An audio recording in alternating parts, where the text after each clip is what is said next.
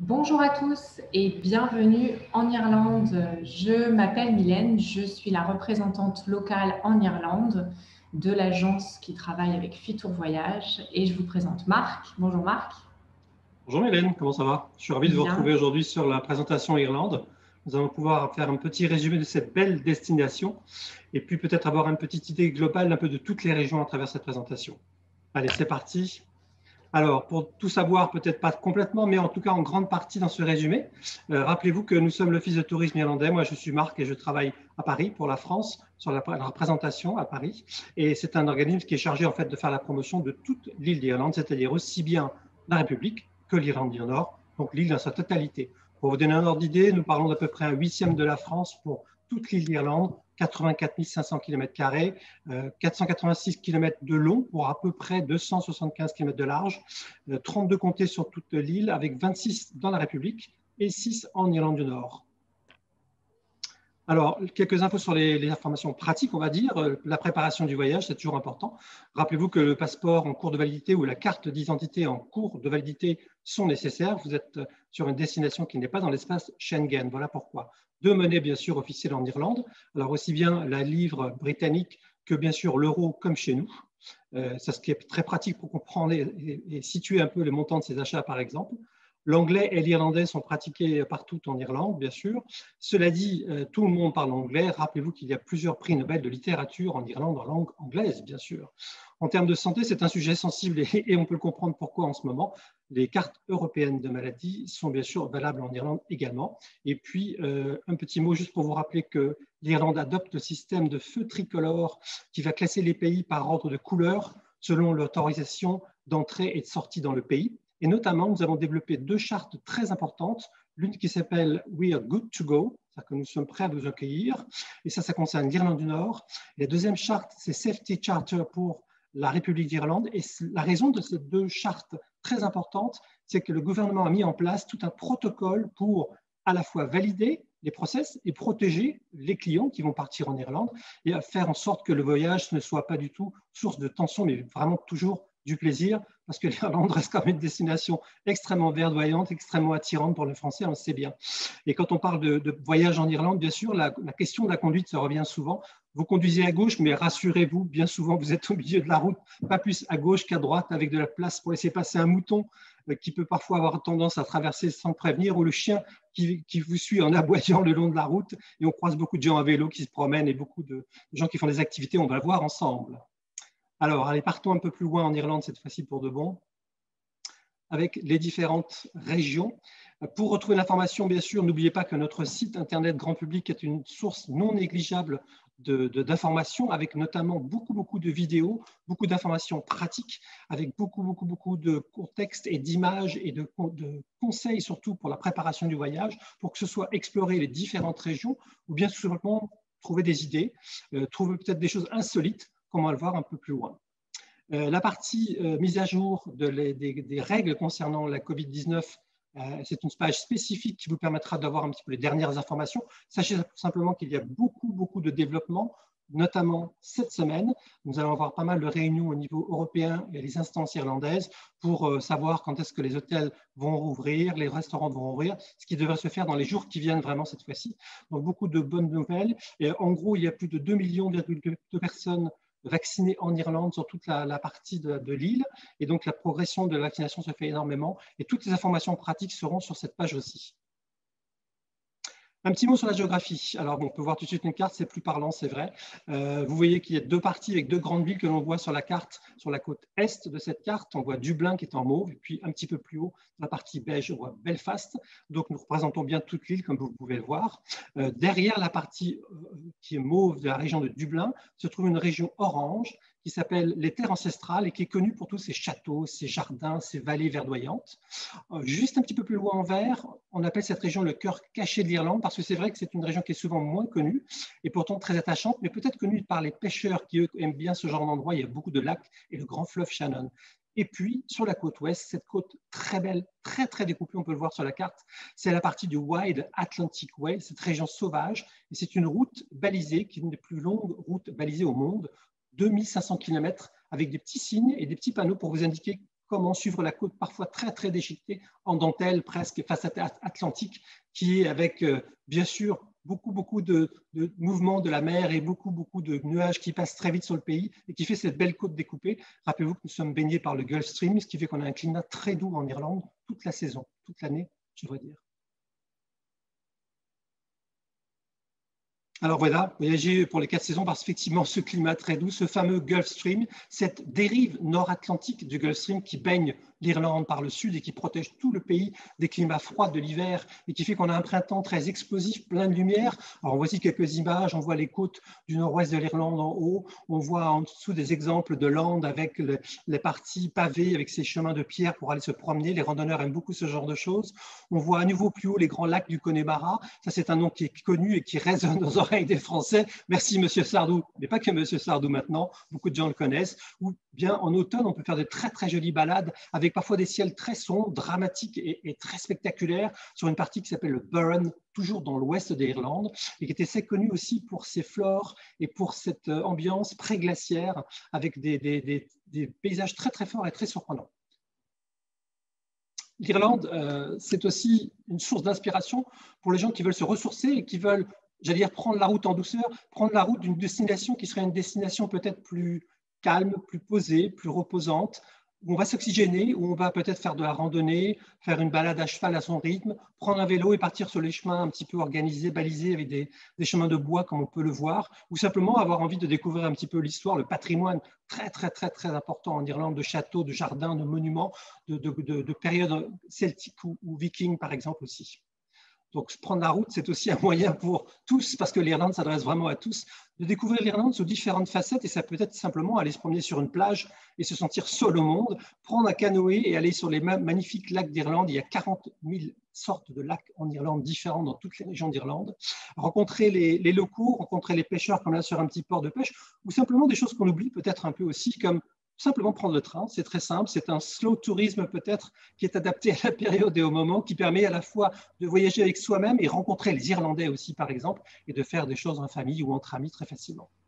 Ouais, et du coup, ça me permet d'enchaîner, Marc, tout à fait, sur un produit qu'on peut vous proposer. Hop. Voilà un exemple de circuit qu'on peut vous proposer en partenariat avec vos agences Fitour. Donc un circuit en train, vous voulez partir en famille, entre amis, en couple. On vous propose aujourd'hui de profiter de la capitale, donc de passer 3 nuits à Dublin dans un hôtel en centre-ville et de rejoindre une autre ville pendant 3 nuits également. Donc on vous propose Dublin avec Belfast pour aller en Irlande du Nord, Dublin et Killarney pour aller dans la partie du sud-ouest, ou alors Dublin et Galway pour aller aux portes du Connemara dont nous parlait Marc. Donc on peut tout inclure dans ce package. On va inclure évidemment les transferts aller-retour depuis l'aéroport jusqu'à votre hôtel au centre-ville à Dublin, les billets de train aller-retour vers la destination de votre choix, et ensuite on peut inclure différentes visites, comme par exemple là j'avais indiqué la visite de la brasserie Guinness à Dublin.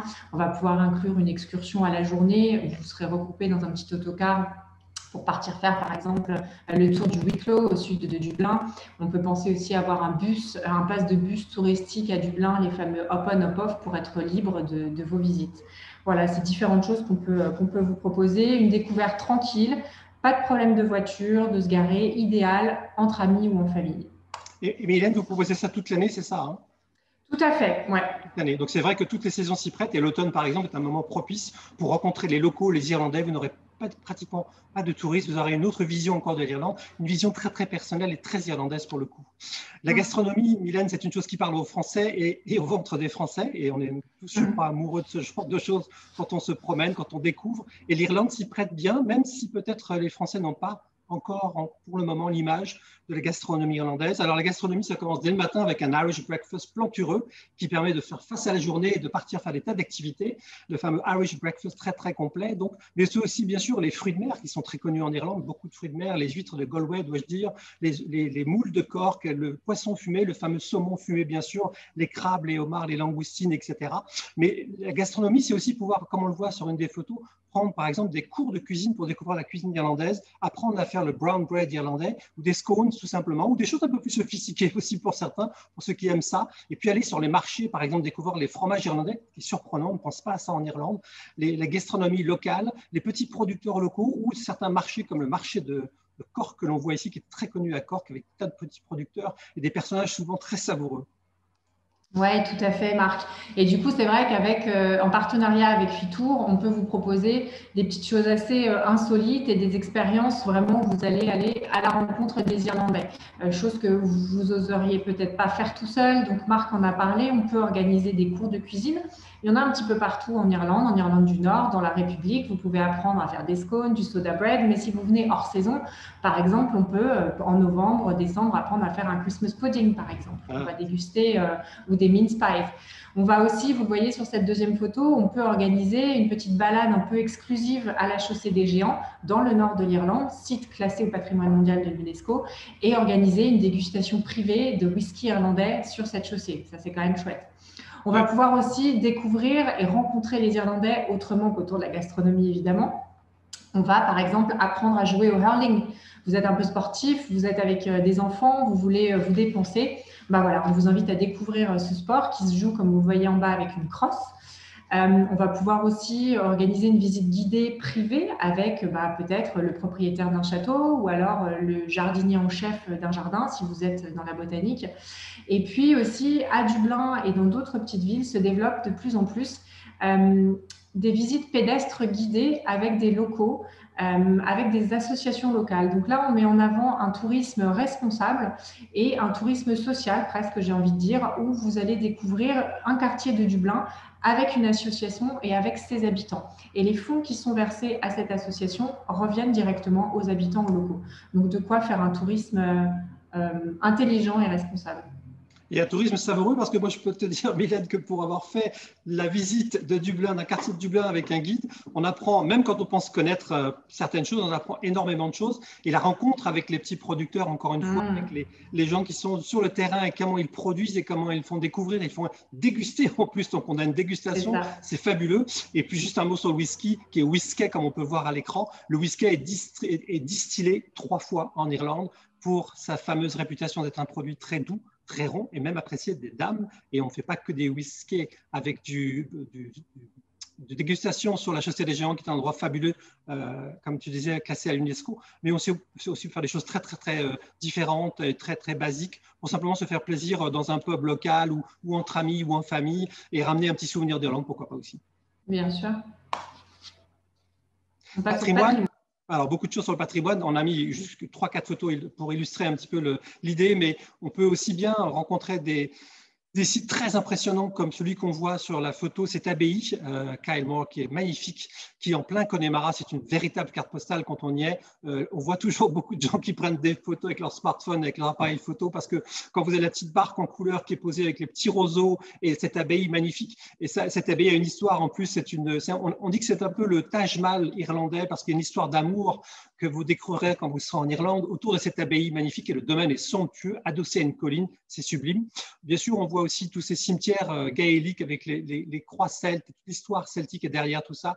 On voit la partie dans le dôme vert en bas, à gauche, est un tumulus qui s'appelle Newgrange et qui est très très connu au nord de Dublin. C'est une tombe et qui a la particularité d'avoir au solstice d'hiver le soleil qui rentre en plein dans son centre. Et c'est un des grands endroits très connus en Irlande quand on parle un petit peu de ces périodes-là. Et puis des musées encore plus récents et interactifs comme le fameux musée du Titanic, primé plusieurs fois, qui est très, très, très interactif pour le coup, extrêmement moderne, et qui raconte une histoire assez étonnante de ce fameux et funeste bateau du Titanic qui, comme disent les gens de Belfast, se portait très bien quand il est parti de chez nous, avant de rencontrer un gros glaçon en mer. Les villes, c'est beaucoup de villes différentes, mais une des villes très connues quand on parle de l'Ouest, c'est la partie qui s'appelle Galway, la ville de Galway, et qui est aussi le comté de Galway. C'est une ville très coloré, comme on peut le voir sur les photos ici, qui est connu également pour sa musique. Et c'est surtout la porte d'entrée du fameux Connemara, cette grande région que les Français aiment toujours découvrir ou redécouvrir à différentes saisons et à différentes époques. Et c'est une ville toujours très, très, très animée, une ville qui a la particularité d'être axée sur et la musique, mais aussi la gastronomie. Je vous conseille là aussi de faire un petit tour peut-être avec un guide local pour découvrir, pourquoi pas, les spécialités de cette région.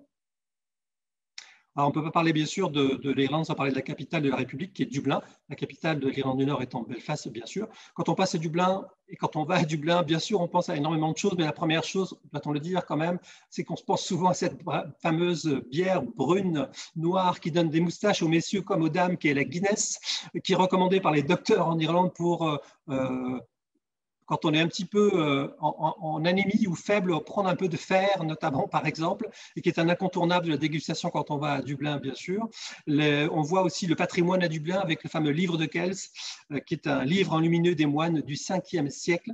Mais Dublin, c'est aussi la rivière Liffey qui passe en son centre et qui fait qu'on a une ville extrêmement quand même interactive, au sens où on peut passer d'une rive à l'autre très facilement. Ce n'est pas une ville titanesque ou gigantesque, on n'est pas du tout sur des villes avec des grosses distances, on peut tout couvrir à pied. C'est une ville très attachante, très chaleureuse pour une capitale. On est très très vite, quand on est à Dublin, on porte de la campagne, puisque, comme on le voit sur la photo de gauche avec cette jeune femme sur un vélo, c'est une baie magnifique. La baie de Dublin est très très grande et très très belle, et on peut faire de super balades, et très vite étant dans la campagne, même étant à Dublin, on peut faire des escapades citadines en pleine nature rapidement.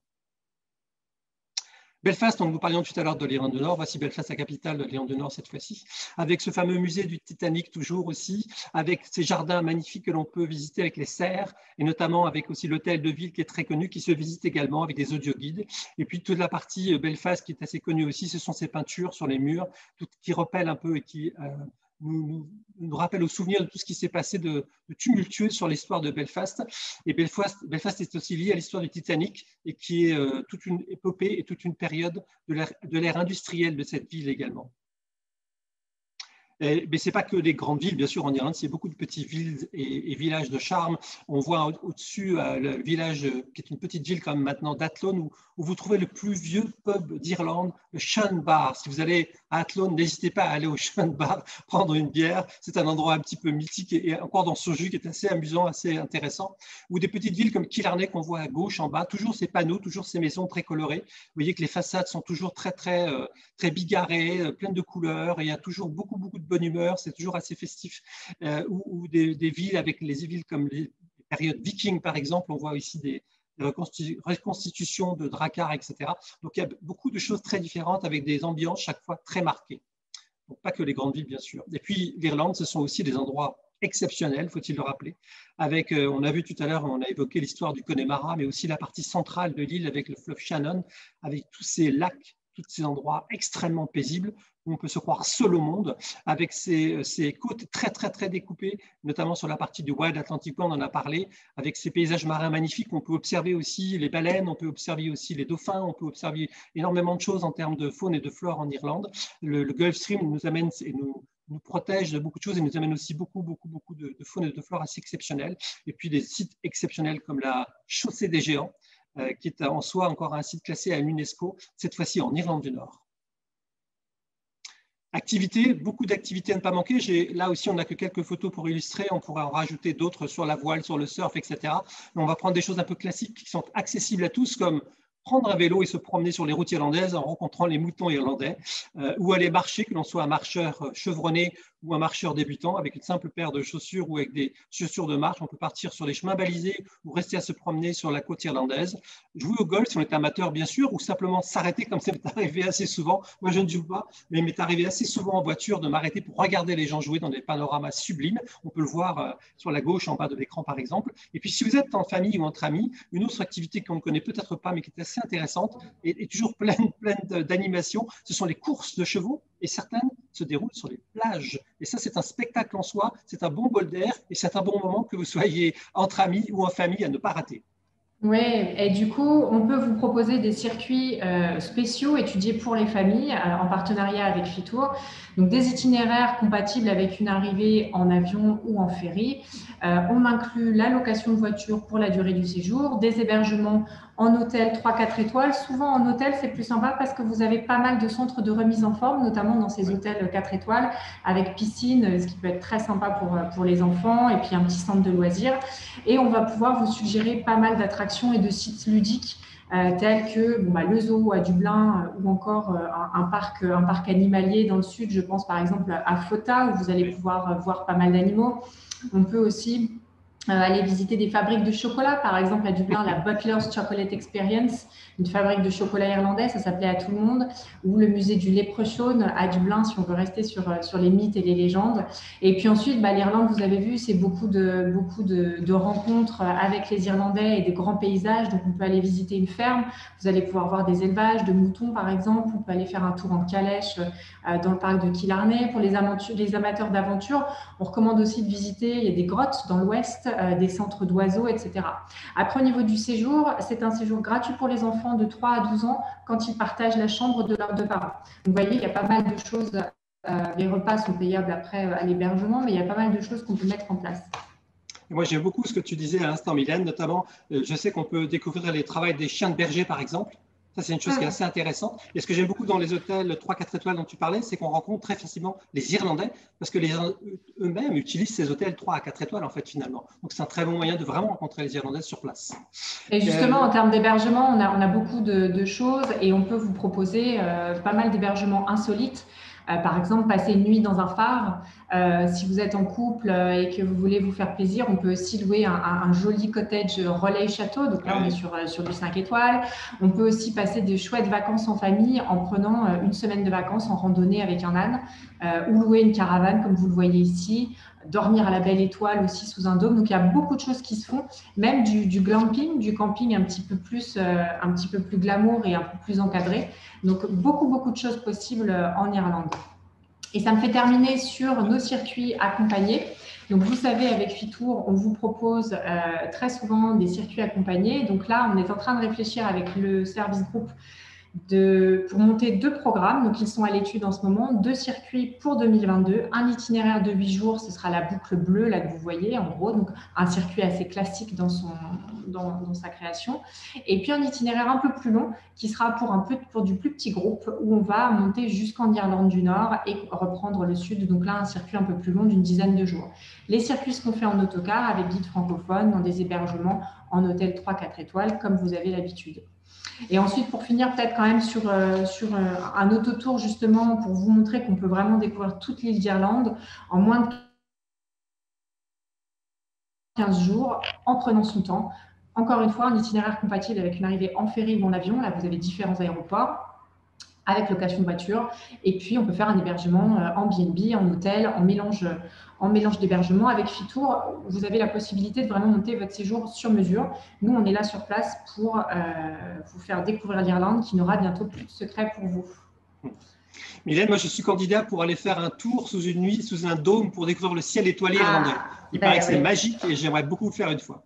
Eh bien, écoute, Marc, on prend rendez-vous. On prend rendez-vous également avec vous pour l'année prochaine. Merci beaucoup. Absolument. Merci à vous tous. À très bientôt. À très bientôt. Merci.